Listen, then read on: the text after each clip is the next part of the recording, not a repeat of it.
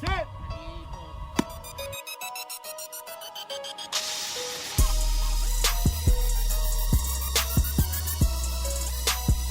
Yo, this is Set Ready Ball, the Jet Live podcast. This is Richie, the big noise of beat baseball, Flores. Welcome to episode 6, following the journey of the 2019 season of San Antonio's only blind baseball team, your San Antonio Jets. In this edition, I'm talking with our captain Axel Cox, Demetrius Morrow, and David Benny. And we're going to discuss some hot topic items, big news in beat baseball, as it relates to the San Antonio Jets and some of the additions that we've made within the last month, which include our buddy Demetrius Morrow and Mike Jackson. Axel, why don't you give us a review of where we left off in the last episode and kind of where you're hoping we end up in Tulsa at the World Series? I think in general, our team is just ready to take that next step, man. In my opinion, we've played a lot of games this year, more games than we've played since we've been together as a team in one season.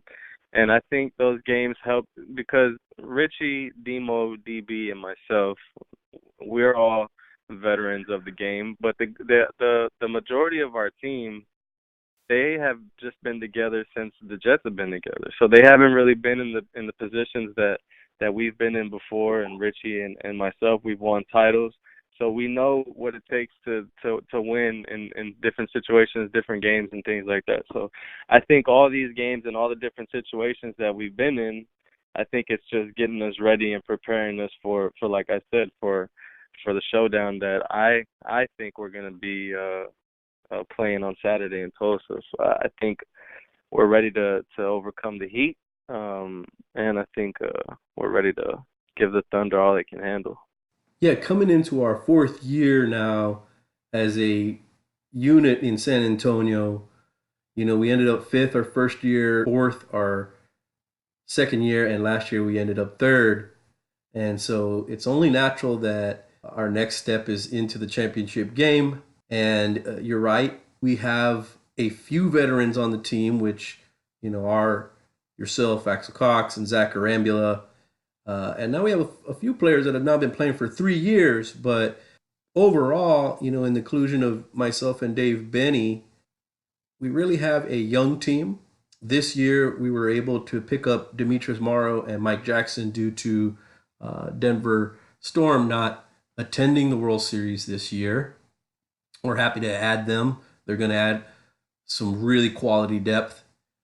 But at the end of the Indianapolis Thunder tournament, we got wind that a close personal friend, or some might call him that, some might call him your annoying step cousin.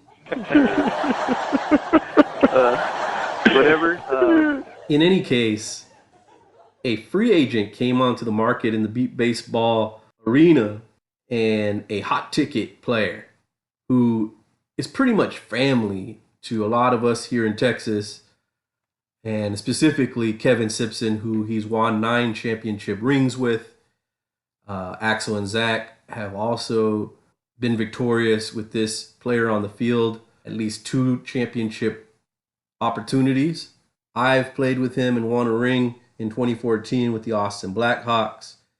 This player has multiple offensive MVP performances at the World Series and at regional tournaments. Been playing for over 20 years of his life and is bringing a veteran spirit to our organization now. I'm happy to report that we now have acquired the skills, the experience, and the historical onslaught of the Lupe Perez. One of those deep baseball waiver wire pickups. Since the number 2 is no longer available for Lupe, and that's a number he wore forever, any idea what number the Jets are going to present to him? A quick story about 27 is that he took 2, which is his favorite number, and now he's married now, so his wife's favorite number is 7, so that's how he got 27. Aw, cute. What a gentle, sensitive story about the beat ball monster that is Lupe Perez. Thank you for that, Axel. I'm already trying to think up his chant for when he starts producing all those runs for us. We'll find out at the World Series what that sounds like. But DB, how about you get us rolling here on a fill in the blank little game I'm going to play with you guys regarding Lupe Perez. That is, I feel blank about Lupe Perez being on the San Antonio Jets. Excited, pumped.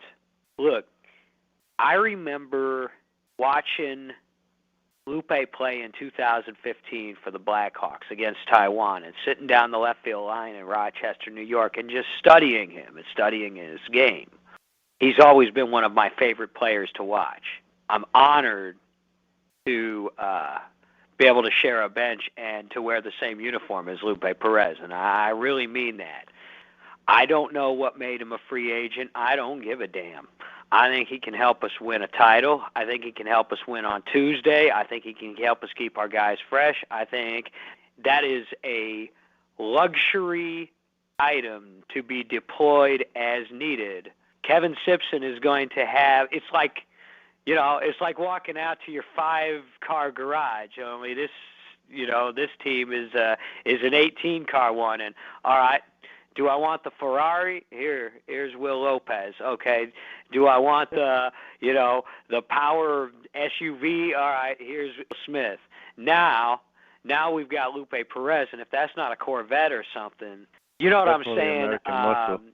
He's got enough rings to fill 2 hands, I think, and then some. He's a big game player, a championship player, and I think everything about him screams we're going to be playing on Saturday. So I'm excited, and I'm ready to see what happens. Oh, yeah, baby. He is definitely, comparing him to an automobile, I would say a Hummer, a tank, something to that nature. But Demo, I feel blank about Lupe Perez being on the San Antonio Jets. Lupe makes me feel very, very sure that we got what it takes to take it home. Having played against Lupe multiple times, you see him from the other side of the field and you hear him. You know Lupe's over there. You know Lupe's in the game. And I just hope that, with us being on the same team now, he doesn't take me mocking him too serious, because when Lupe's talking, it just makes you want to say what he's saying. It's steady and can go anywhere. Got it. Got it. Next batter. So, Yep.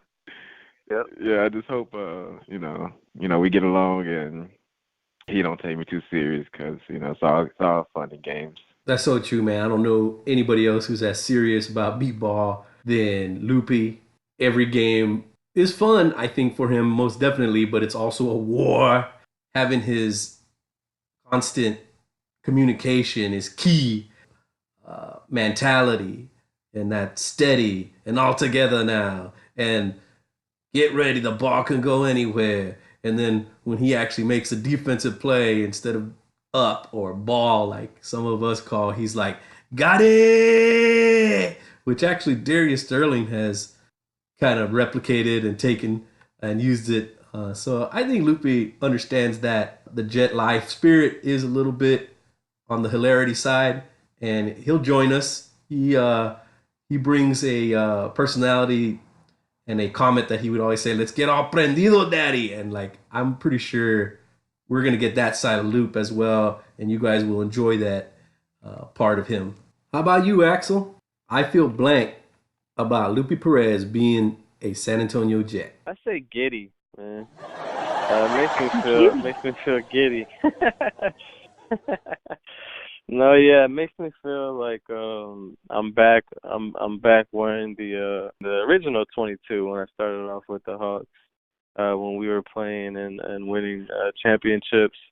And for me, I'm curious to see how he's able to bring that seriousness, but at the same time mesh with the rest of our team, because we're definitely serious and we're definitely about winning. But we're also definitely about having fun and having a good time while we win, right? So I'm curious to see how he integrates with the rest of our team, and I know he'll do well with us, and I'm just looking forward to playing with them. Yeah, I think that would be mine. I feel entertained about Lupe Perez being with the San Antonio Jets. I'm going to be entertained. He's going to produce runs. He's going to make some comments that are going to make us grow a pair and be serious, but also make us laugh and make us smile. One neat kind of thing about Lupe Perez was he was interested, in maybe joining the Jets in our initiation, but I think he wanted to give it one last go with the Blackhawks in 2016, and he was the last at-bat when we were playing against the Austin Blackhawks to knock them out of the tournament, and it was a 1 or 2 hop over Axel's head to our David Benny. Do you remember that, DB? It's funny you mentioned that, Richie, because I've been running in Beat Ball Nation over the last few weeks a series, and Demo's helped out a little bit with this too, of posting some of the classic live streams from the last few years since Beat Ball Nation started doing it, and Andrea was really the trailblazer for that, and she called that game, and it was very exciting, obviously game and call. And I watched it the other day. That was one of the most memorable putouts of my career, and it might not have been as memorable if that ball hadn't come off of Lupe's bat, because I knew who was at the plate. It was the tying run. It was my first year playing with, kind of Texas beat ball, and the ball just hung. It sailed over Axel's head, and it just hung there just long enough to get behind it and sort of smother it on a hop and pick it. But if that hadn't been Lupe at the plate, it might not have been as significant to me in my mind as it was. And so that's part of the motivation now. Now he's a teammate. That's a pretty cool thing. We won the Lupe Perez sweepstakes, by the way. And DB, I want to ask you this. Did it add to the feeling, because I mentioned at the beginning of this podcast that one of my Jet Life on the field moments was actually that game, beating Austin, because in my eyes at that point in time, the road to the championship still went through Austin, because we had just went through 4 straight championships. We won 2 of those. And I thought, we didn't end up making it, but I thought the road to the championship went through Austin. No, that's true. And we were the 8th seed. They were the number 1 seed. We briefly took over the number 1 seed of that tournament with that win. No, so definitely, and I'm sure for a few of you all, the rivalry factor was a little bit greater than it was maybe for me. But the fact that they were the number 1 seed and the defending champions, and they had Lupe, Chance, Cranford, Mike Finn, Brandon Chester, and so forth. Eric Madrigal. It definitely meant a lot. And I remember, and that was really the first big signature win of Jet Life. And I just remember how happy everyone was on the bench, especially our volunteers. I mean, for the players, sure, but just how happy the volunteers were celebrating that with us. That was really the kind of the start of the Jet Life really taking off. My name is David Benny, and I wear number 50 for the San Antonio Jets. My favorite color is red. I think your favorite color should be Kelly Green, DB, my friend. Come on now, Jet Life Green. But the Beast of the East will be on June 28th weekend. That's coming up. We'll get to see some Boston, some East Coast teams, New Jersey, Philly Fire, the Long Island guys, see how they perform and see if any of them could sneak into that top 10 in the rankings for the tournament. I think they're competing for, 5, 6, 7, 8 there. We'll see what happens. Any other news for Beat Ball Nation? Some of us will be in Vegas next weekend for the showcase event out there that you're sort of heading up there, Richie. That's right. On July the 8th, the collaboration with the LV 2020 and at the National Federation of the Blind Conference, my friends who love beat baseball and play beat baseball and also attend the NFB convention will be putting on a game at Sunset Park, and you can get more information about that by emailing me flores.richie@gmail.com, flores.richie@gmail.com, and we'll get you going. We're going to try to have some vans. It's apparently only 5 minutes from the Mandalay Bay Hotel where the convention is hosted. The Sunset Park is, and so you can either take a quick Uber to watch some beat baseball at 9 a.m. July the 8th. Blind baseball in Vegas. Get your betting lines on. We might try to see if we could sell some squares. I don't know. We're in Vegas. Gambling is for real, and so be on the lookout for all the news on that. I'm sure we're going to stream it somewhere on Facebook. There is a NF Beatball Facebook event that you can go and check out. So hopefully, guys, we see y'all there, or y'all can watch us play beat baseball with Jared Woodard, championship pitcher for the Indy Thunder, and Darnell Booker, the coach of the Indy Thunder, will be there to help coordinate the game along with myself and a few other MBBA members. Hey, I'm going to play beatball, gamble, and get a whore. Yeah. Oh, shit. We're not live, are we? DB plans to score on multiple levels. Oh, my goodness. We probably got to cut there. From the bottom of our hearts to the top of our bats, we definitely appreciate you guys tuning in to Set Ready Ball, that Jet Life podcast. Peace out. Jet Life.